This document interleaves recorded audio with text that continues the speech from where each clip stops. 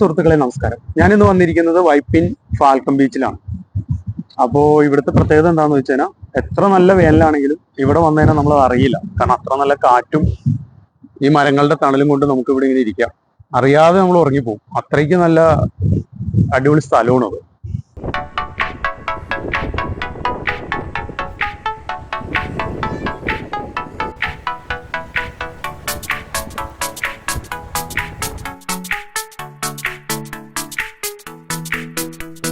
ഇവിടെ വന്നു കഴിഞ്ഞിട്ടുണ്ടെങ്കിൽ ഇപ്പൊ ആകെ പ്രതിസന്ധി ആയിക്കൊണ്ടിരിക്കുന്നത് ഈ കള്ളക്കടൽ പ്രതിഭാസമാണല്ലോ. അത് ശരിക്കും പറഞ്ഞാൽ ഈ ഒരു ഏരിയയിൽ ബാധിച്ചിട്ടില്ല എന്നുള്ളതാണ്.